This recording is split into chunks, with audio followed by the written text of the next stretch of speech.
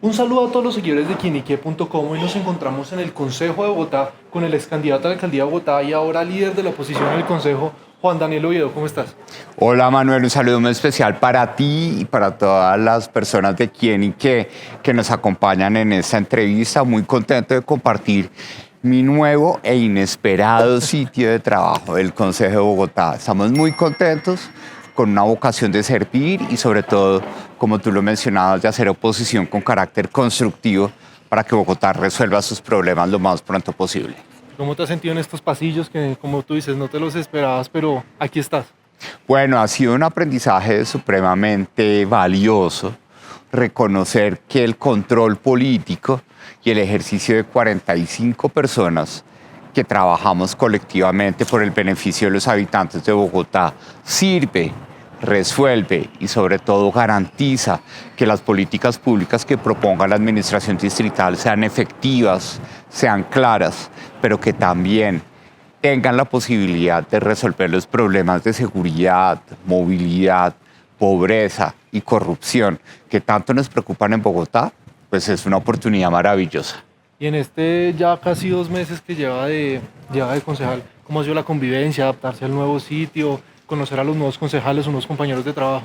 Bueno, pues ha sido supremamente interesante conocer, primero que todo, un equipo humano maravilloso, desde servicios administrativos, el señor del mecato, que ya tenemos cuenta acá porque yo soy mecatero, entonces ya tenemos cuenta abierta, y compartir con 44 personas más que tienen un interés muy claro de que Bogotá sea capaz de resolver sus problemas, pues ha sido una experiencia supremamente interesante. Eso me di cuenta ahorita que nos saludamos, que es bien dulcero. ¿Qué es lo que le gusta de aquí, sí, como del sector? ¿Qué lo mantiene amañado en comida, dulces, mecato? Como usted dice, ¿qué es lo que más le gusta? Claro que sí, a mí lo que me gusta de comida, pues obviamente cuando se trata de comer, me gusta mucho el cordero, me gusta muchísimo la comida típica colombiana, mi mamá cocina muy rico, frijoles, el ajiaco, pero el cordero o cuando toca sencillito, una buena pasta pesto, perfecto. Pero en el entretanto, en el trabajo, yo tengo un problema que ya es conocido por mucha gente y es que como yo duermo poco, el almuerzo, cuando es el almuerzo trancado, llamémoslo así, me da sueño. Entonces yo procuro no comer en el día y por eso es que estoy siempre mecateando un dulcecito, una chocolatina, unas papas, un queso pera. Y el señor del mecato, como usted nos cuenta, ¿ya lo conoce? ¿Ya le conoce sus dulces favoritos? Claro, sí, él ya sabe que siempre tipo 10, 11 de la mañana estoy buscando un queso pera y un maní o unas papas fritas. Bueno, entonces cuéntanos un poquito cómo le ha parecido su oficina. Bueno, pues nosotros teníamos la opción de estar o en el edificio antiguo o en este nuevo edificio. Entonces siempre nos decían, en el edificio antiguo hay una posibilidad de que las oficinas sean más grandes. Pero a mí me gusta estrenar, entonces estamos en el edificio 9 en la oficina de la suerte. 4, 5, 6. Bueno, sigue, como te decía, oficina 4, 5, 6, la de la suerte. ¿Y qué fue lo que más te gustó? O sea, ¿por qué terminaste escogiendo esta y no te gustaría conocer otro espacio? O sea, mover tu equipo a otro lado. Bueno, pues lo importante es que nosotros queremos hacer presencia permanente acá en el Consejo. Yo voy a tener una oficina particular mía, que es la famosa oficina, la de la inhabilidad, que estoy tratando de amoblar poco a poco para poder también tener un espacio en el que podamos compartir aquí el trabajo de toda la unidad de análisis normativo y todos los temas complementarios que vamos a desarrollar. ¿Y no quedarías muy lejos de tu administración aquí en el consejo? No, porque afortunadamente la 26 con 13 acá es 10 minutos en cicla o 5 minutos en carro, así que no hay problema. Y acá está parte del equipo de trabajo. Entonces el objetivo es que podamos compartir los dos espacios de trabajo, la oficina acá en el consejo y tener la oficina para cuando ya tengamos que concentrarnos y planear algunas cosas interesantes. Entonces ya entrando un poquito más a detalle con temas de coyuntura, dejando un poquito al lado un poco lo personal. Cuéntanos cómo te sientes con esto nueva demanda que te volvieron a poner por tu puesto aquí en el consejo. Otra vez retomando lo de la campaña a la alcaldía. Bueno, pues ha sido una oportunidad muy interesante La primera, porque, bueno, en la campaña era claro que los programas de gobierno que teníamos Carlos Fernando y yo eran muy similares, ¿sí? Y una vez surge el resultado de las elecciones del 29 de octubre y yo llego al consejo, pues yo quise tomar la decisión de ejercer oposición constructiva.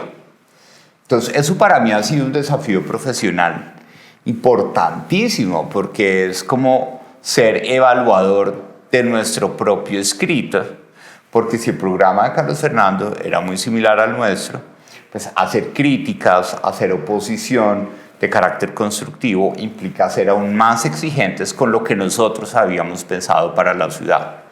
Eso ha sido un desafío profesional y personal grande, pero estamos convencidos que la oportunidad de que este ejercicio le permita no solo a Bogotá, sino también a Colombia, demostrar que la oposición es útil, ¿sí?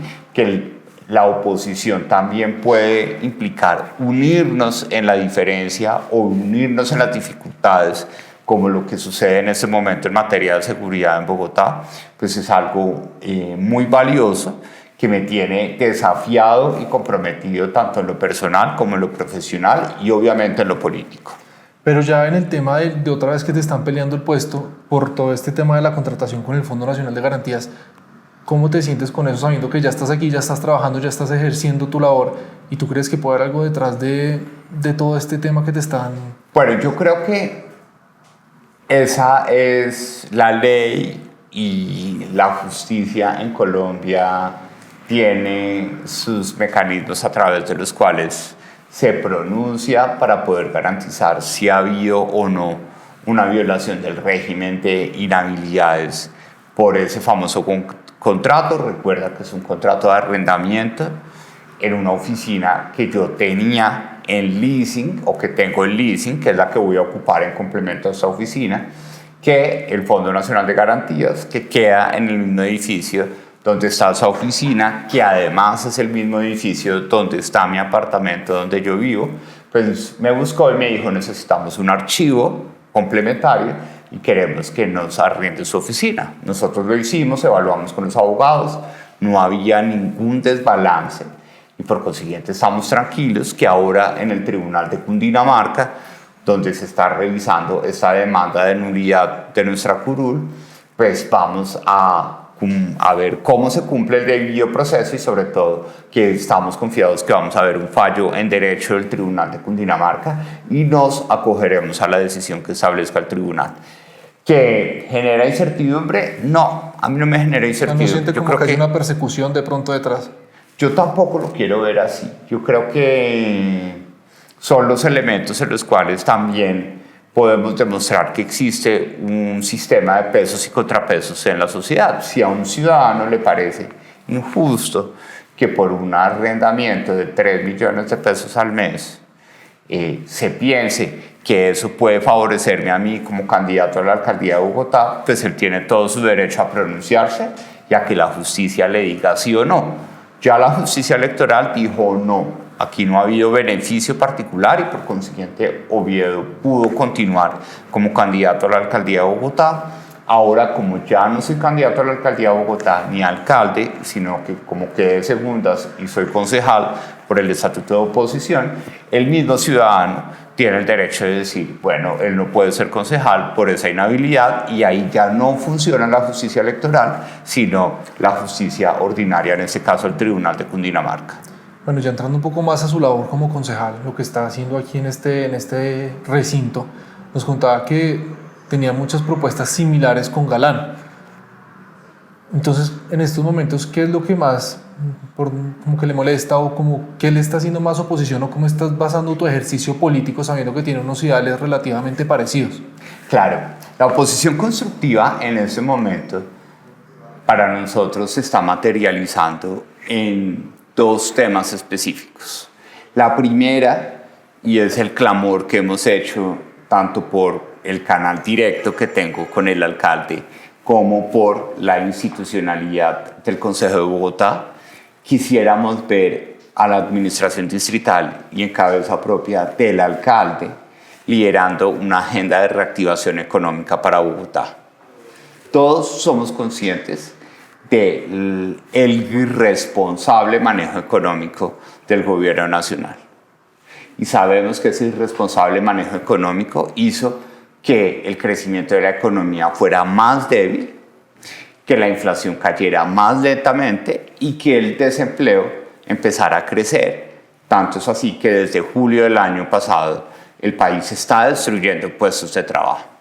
Por consiguiente, la experiencia que yo tuve en el DANE me confirma que una agenda de reactivación local, es decir, priorizar la generación de empleo con un liderazgo de la administración distrital, acompañado de la formación en habilidades o en oficios específicos en Bogotá, va a ser clave para que Bogotá no se vaya en esa ola de débil crecimiento que está teniendo la economía como un todo en el orden nacional. Y el segundo es que en materia de seguridad necesitamos acciones contundentes en materia presupuestal. Sabemos claramente cómo la beligerancia y el conflicto de los últimos 4 años entre la administración y la policía, en ese momento en cabeza de la alcaldesa Claudia López, desorientó las prioridades financieras, tecnológicas de la seguridad en Bogotá. Tenemos un rezago muy fuerte en infraestructura de videovigilancia en Bogotá. Nos supera Medellín, nos supera Cali y necesitamos plata para fortalecer la tecnología que nos permita predecir y prevenir el crimen en la ciudad. Bueno, aquí hablas mucho sobre el tema económico, evidentemente es uno de tus fuertes. ¿Cómo se lidera desde el Consejo una política de reactivación y, más importante, desde la oposición, cómo podrías tú liderar como todo este movimiento de reactivación económica dentro de la capital?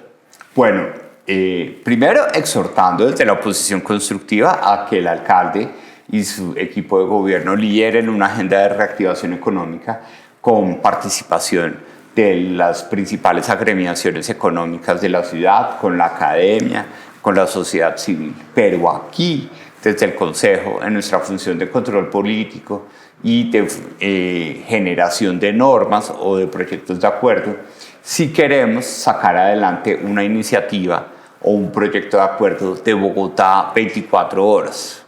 Que como tú lo sabes, Manuel, no es un tema de Bogotá de rumba 24 horas, sino que haya actividades económicas que cargan a la ciudad en horas hábiles, como el transporte de carga, la logística de paquetería, que funcionen en contrajornada entre las 9 de la noche y las 6 de la mañana, para que podamos tener mejor movilidad en horas hábiles, más seguridad en la noche, porque si por la noche la ciudad se mueve, vamos a tener más seguridad y poder generar más empleo, que es lo que necesitamos en Bogotá. Ese es un ejemplo dentro del cual nosotros como concejales, con el proyecto de acuerdo Bogotá 24 horas, vamos a contribuir a la reactivación económica de la ciudad. ¿Y cómo va toda la implementación de este proyecto?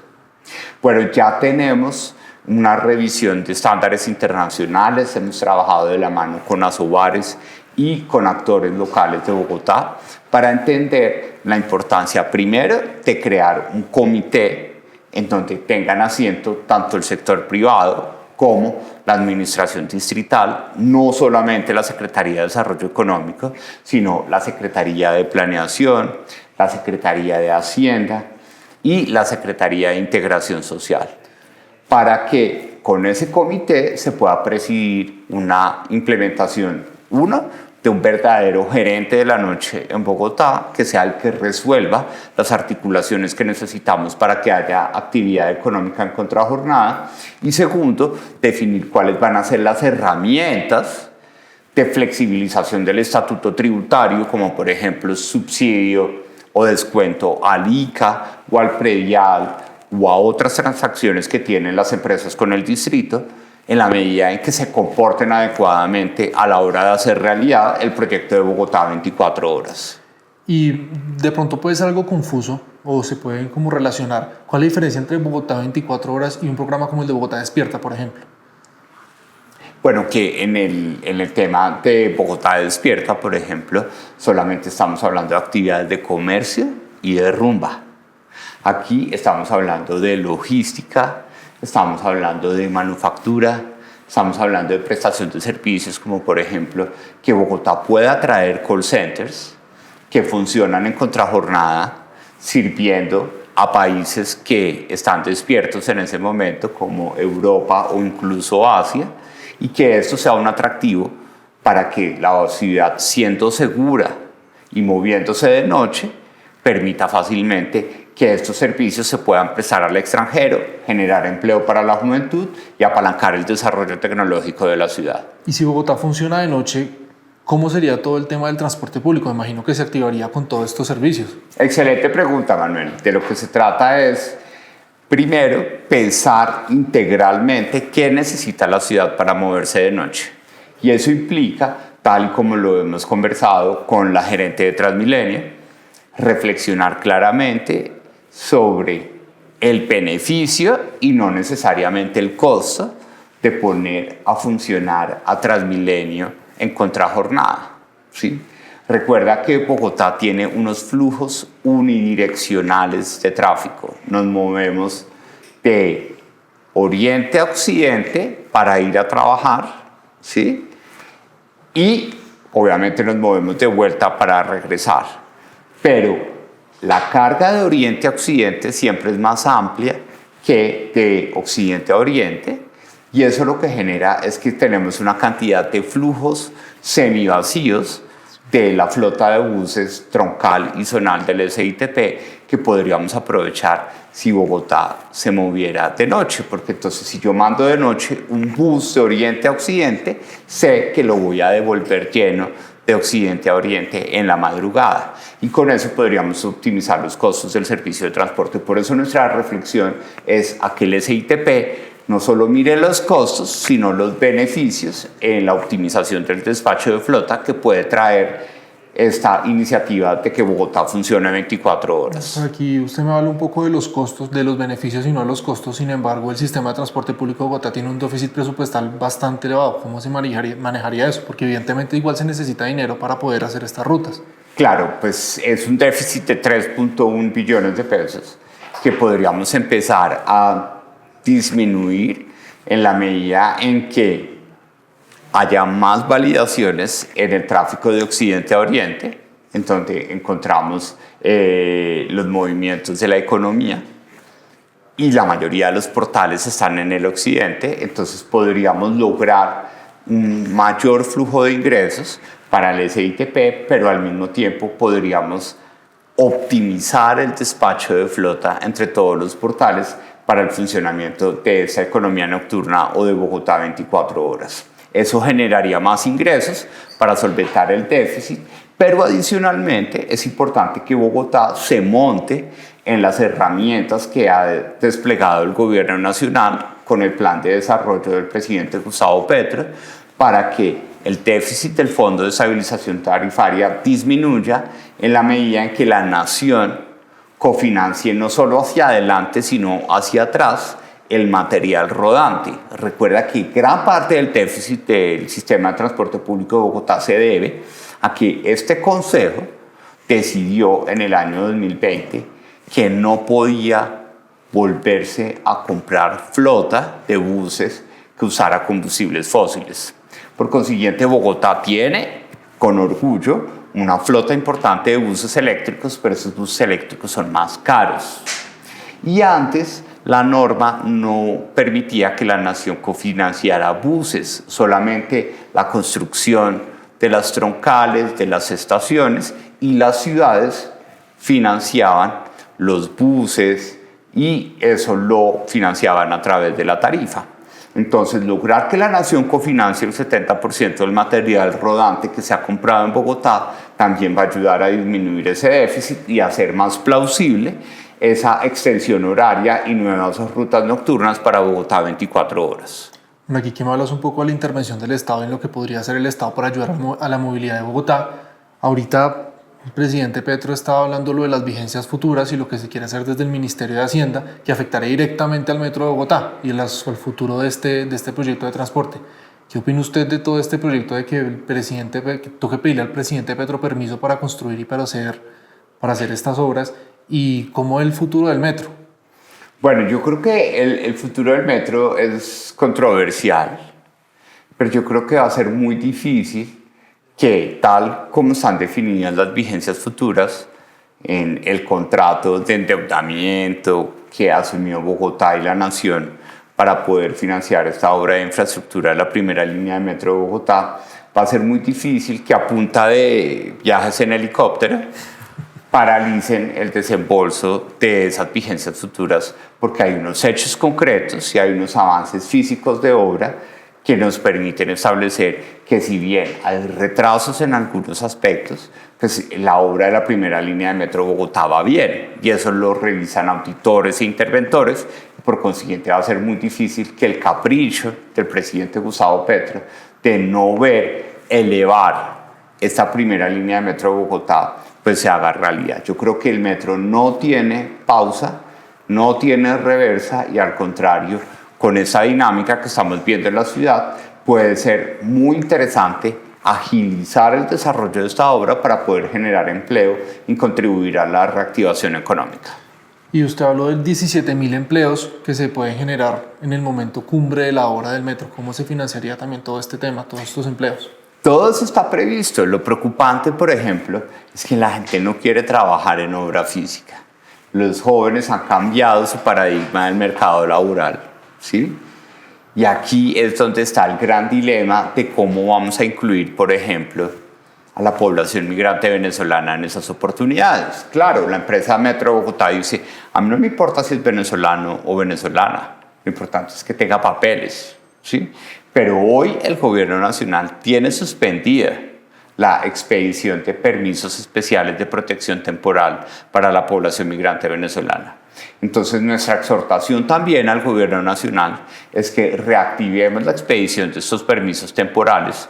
No nos vayamos con los sesgos ideológicos y políticos de desconocer la migración venezolana, como ha sucedido hasta este momento por parte del gobierno nacional, y démosles oportunidades para que, con papeles, algunos de ellos que venían de hacer obra física o trabajo pesado en Venezuela, pues puedan aplicar ese trabajo pesado aquí en Bogotá y contribuir a que la primera línea de metro de Bogotá avance sin contratiempos. Ya dejando un poco aparte de la primera línea, enfoquémonos en las otras líneas que también se vienen pensando, en la segunda, por ejemplo, que ya está en proceso de adjudicación. ¿Cómo cree usted que el gobierno del presidente Petro pueda llegar a intervenir en esta nueva obra?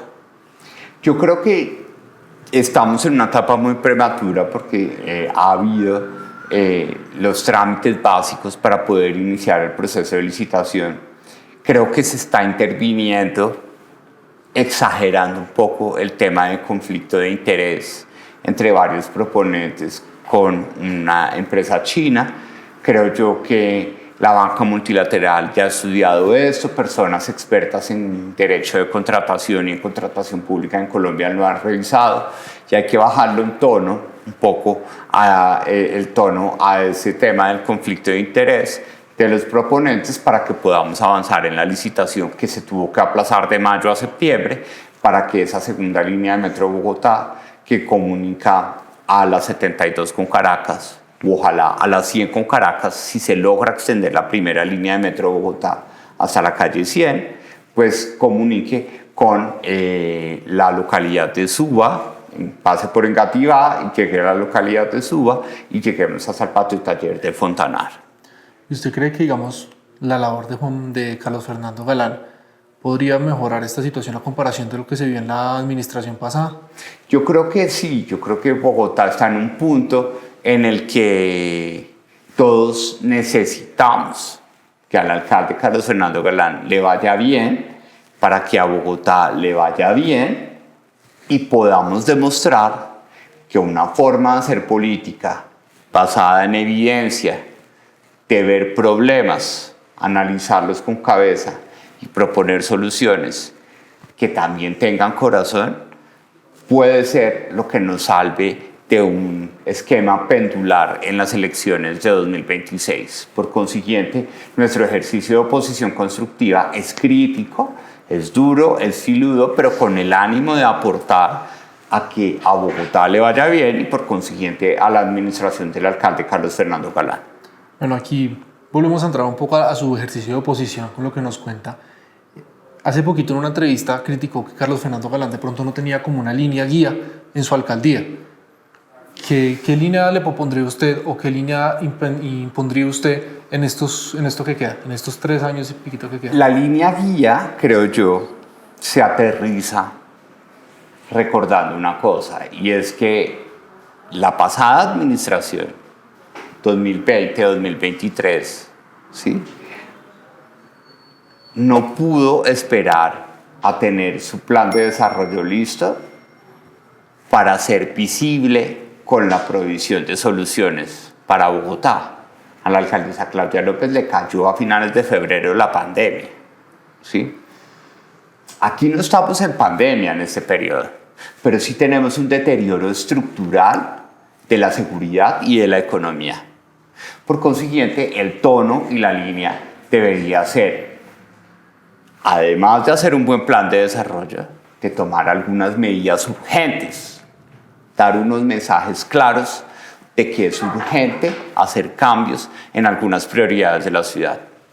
Ya Cartagena, ya Medellín, ya Cali han visto aprobar proyectos de acuerdo de iniciativa de la administración para hacer frente a las prioridades de la ciudad. Reformas administrativas, traslados presupuestales.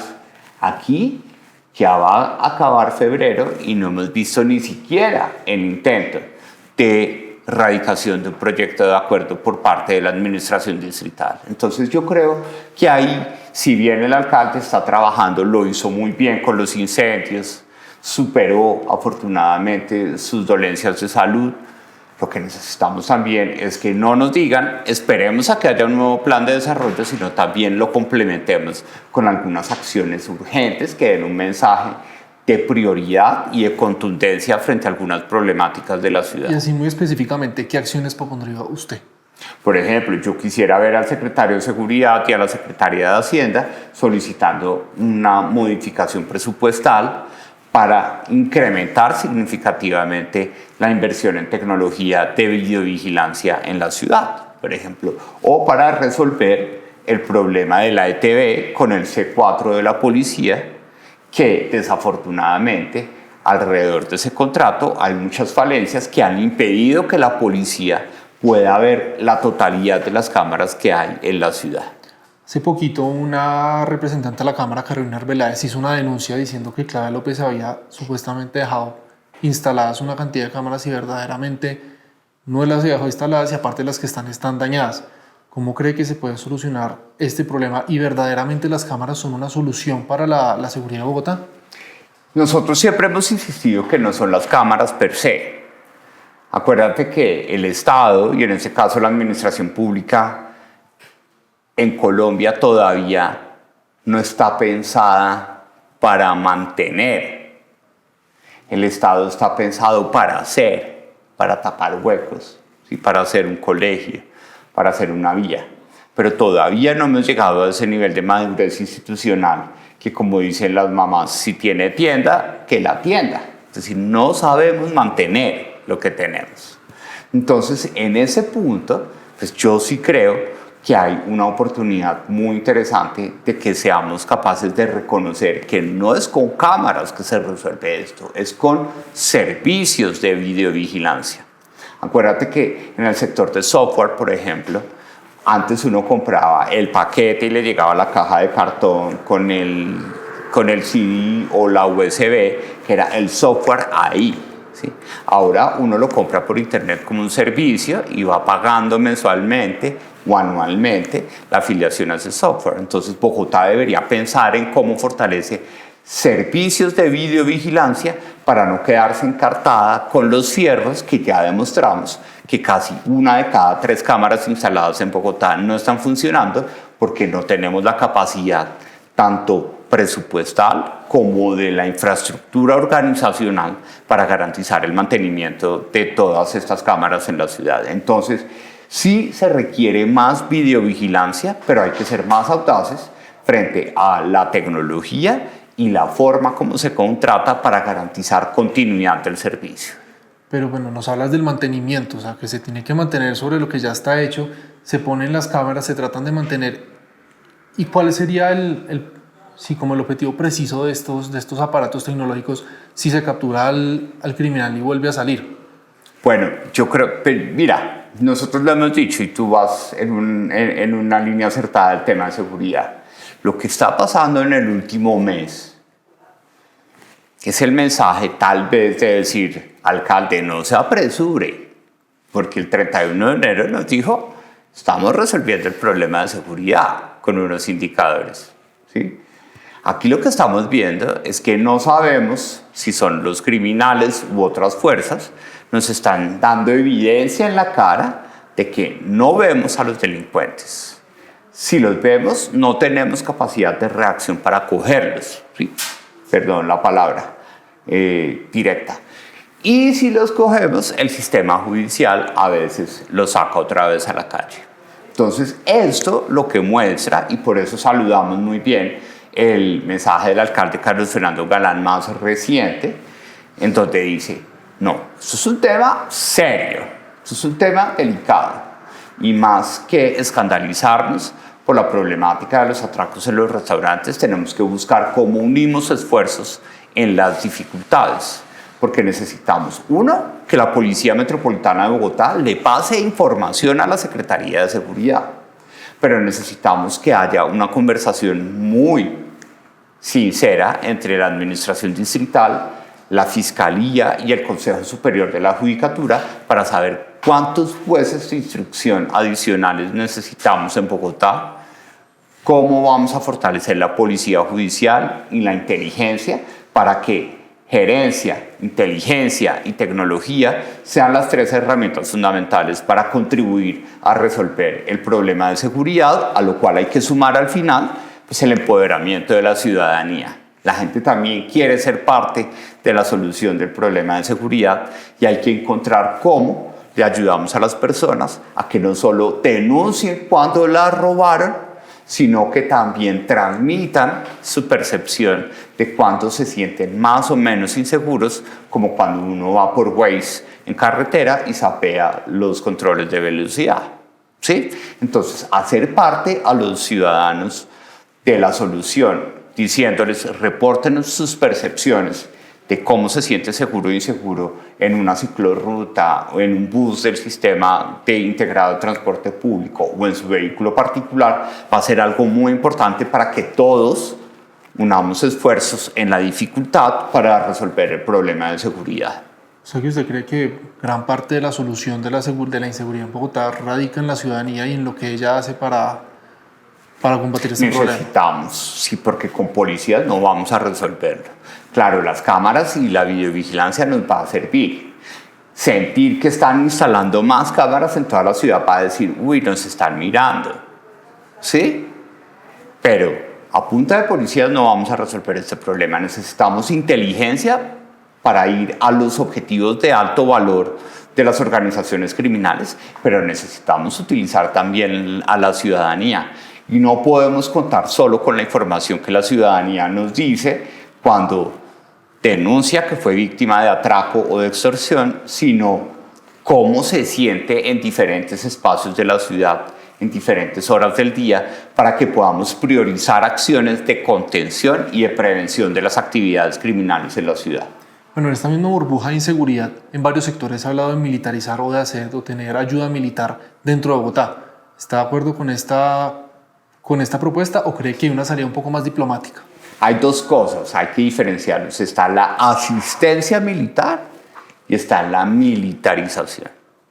Entonces, esas dos alternativas implican una conversación con la 13ª Brigada del Ejército, que es la responsable de Bogotá, que nos cuida en la localidad de Sumapaz, en la localidad rural, ¿sí? La asistencia militar existe. Cuando tú sales de rumba en Bosa, en la zona de más afluencia de rumba en Bosa, todos los viernes y todos los sábados hay vigilancia no solo de la policía, sino también del ejército. Entonces, la asistencia militar existe en localidades como Usme, Ciudad Bolívar, Bosa, Kennedy, y ayuda a que la policía pueda garantizar que nos están vigilando y nos están cuidando. Nosotros no estamos de acuerdo con la militarización de toda la ciudad. Existen algunas fuerzas políticas que la están proponiendo, pero nosotros creemos que el enfoque de seguridad ciudadana, convivencia y justicia puede ser lo suficientemente robusto para que con tecnología, como lo decíamos, con gerencia y con inteligencia, es decir, con información estratégica sobre lo que está pasando en Bogotá, vamos a ser capaces de resolver esta crisis o esta pandemia de inseguridad en Bogotá. Bueno, y ya como para cerrar un poco el tema de inseguridad, quería preguntar si muy específicamente, muy resumidamente nos puede decir dónde radica el problema exactamente. El problema radica en que desde 2016 el tema de la seguridad de las ciudades se está deteriorando, producto de un acuerdo de paz que hizo cambiar el modelo de negocio de la criminalidad en Bogotá y en todo el país. ¿Cómo? Encontrando en el microtráfico de las ciudades un negocio muy rentable, pero también cambiando la producción de coca por la minería ilegal de oro. Entonces, desde 2016, ese nuevo cambio de modelo de negocio llevó a que las actividades ilegales y el comercio de drogas en las ciudades estuvieran muy relacionados. Sí. A eso se suma la ola migratoria venezolana, que nos trajo una mayor cantidad de gente expuesta a la pobreza y por consiguiente más vulnerable a caer en esas actividades. Y todos estos tres elementos sumados a 4 años de institucionalidad, de beligerancia entre la policía y la administración distrital de la alcaldesa Claudia López, generó un desaliento en la fuerza policial de Bogotá, generó una desatención de prioridades de inversión en tecnología y le abrió más espacio a la criminalidad para empezar a montársela no solo a los niños y a los padres de familia con el microtráfico en parques, sino también a los comerciantes, porque ahora lo que está de moda es la extorsión de muy bajo nivel en droguerías, panaderías, salsamentarias de localidades como Bosa, Kennedy y Ciudad Bolívar. Bueno, ahora ya quiero dejar de lado la seguridad y entrar ya de lleno en economía bogotana, específicamente, que es un tema que se relaciona mucho con la economía del país, pero es un mundo aparte. Para usted, ¿cuáles son los puntos fuertes y los puntos débiles de la economía de la capital? Bueno, yo creo que el punto fuerte es que Bogotá es una cuarta parte de la economía de Colombia. Eso significa que si a Bogotá la manejamos bien desde lo económico, vamos a ayudar a que el frenazo o el deterioro de la economía de todo el país sea menos importante. Sí, ese es un punto fuerte. Y por eso insistimos y hasta le mandamos así memes al alcalde para que por favor lidere una agenda de reactivación económica en la ciudad. Porque si logramos que Bogotá se muestre como un ejemplo de generación de empleo y de generación de crecimiento, vamos a compensar la incertidumbre económica del país. Un elemento fuerte que tiene Bogotá es la mezcla de su actividad económica en el sector comercio y el sector servicios, porque somos una ciudad mucho más educada que el resto de ciudades del país y por consiguiente aquí tenemos esos servicios que son versátiles, los servicios financieros, los servicios tecnológicos, los servicios administrativos, que ayudaron a que la bomba del empleo en Bogotá en el marco de la pandemia no fuera tan fuerte, porque más gente pudo teletrabajar en Bogotá. Entonces ahí hay una oportunidad, porque si logramos también que la reactivación económica del sector servicios teletrabaje, vamos a disminuir la carga de movilidad de la ciudad. Ese es otro punto fuerte. El punto débil es que Bogotá no le está dando suelo a nuevas actividades económicas, sobre todo actividades manufactureras en la ciudad. Y yo no estoy de acuerdo con ese paradigma de que Bogotá solo tiene que ser una ciudad de servicios.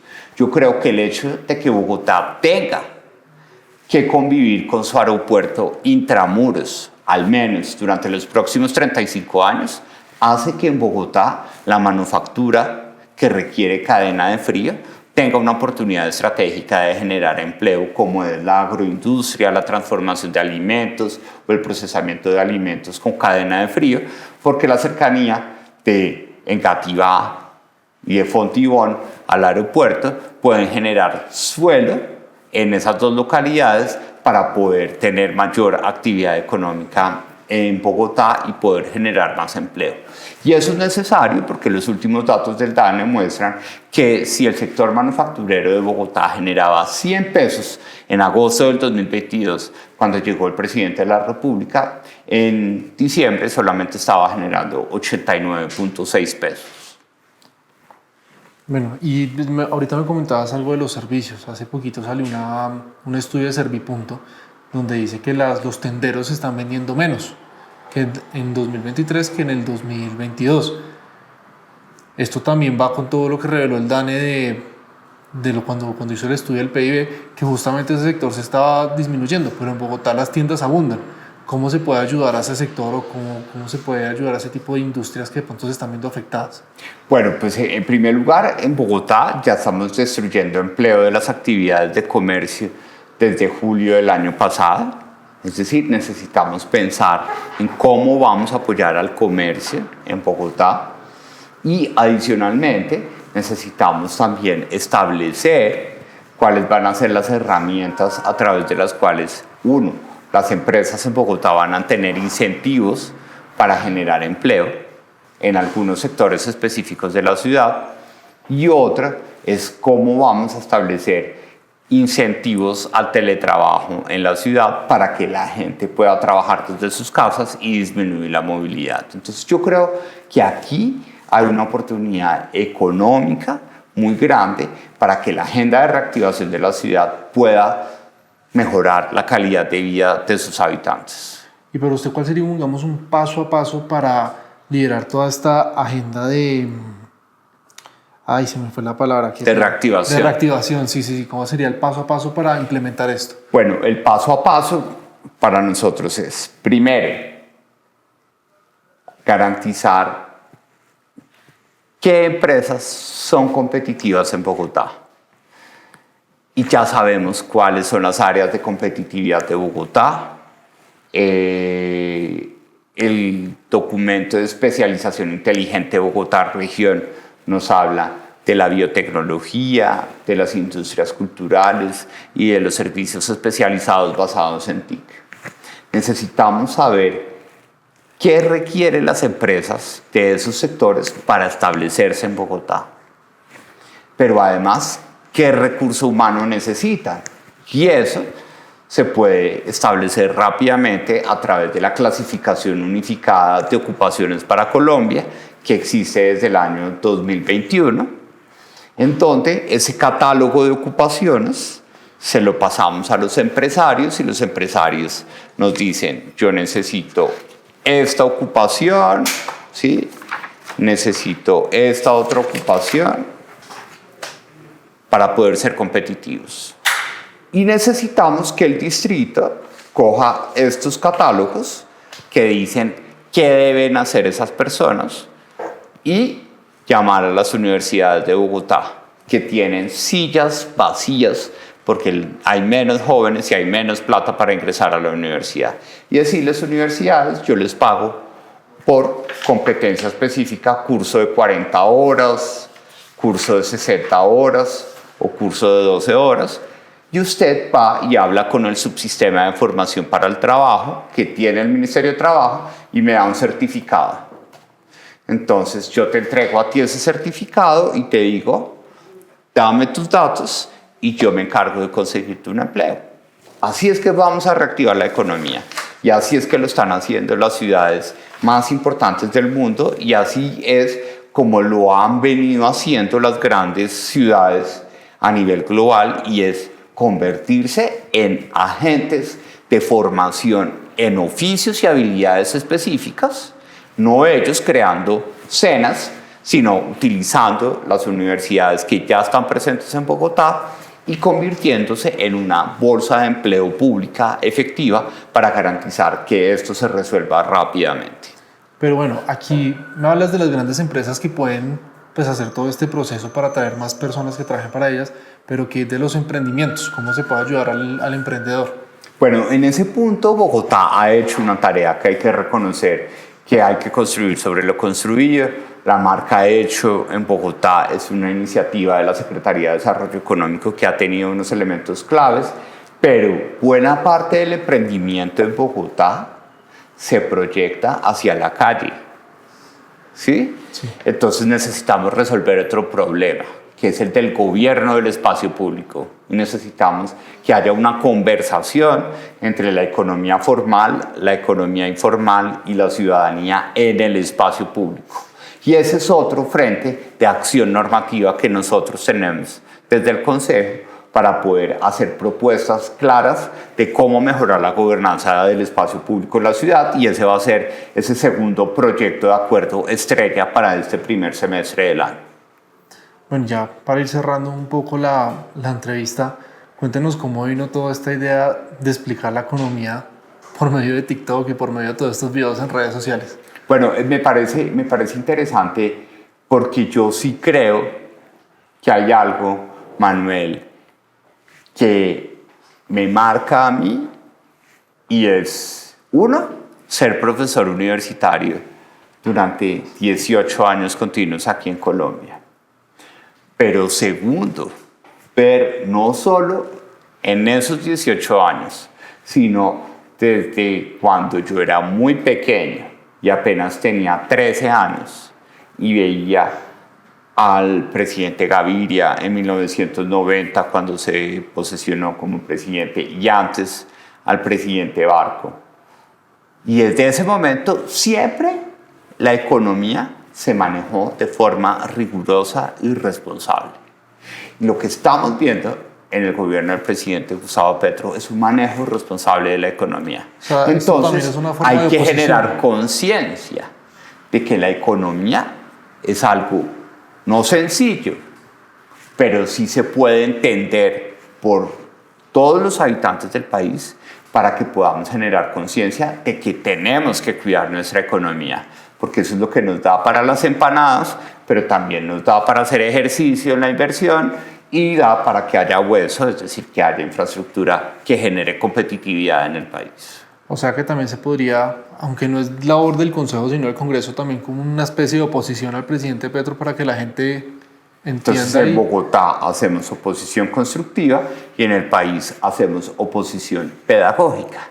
Queremos que la gente sea consciente que la economía hay que cuidarla, que tiene unas bases, que es intuitiva, pero que sobre todo nos debe ayudar a unir esfuerzos para poder salir de este mal estado de la economía en el que nos encontramos en este momento. Bueno, y ya para terminar, cuéntenos qué legado quiere dejar cuando en 2027 salga de esta oficina.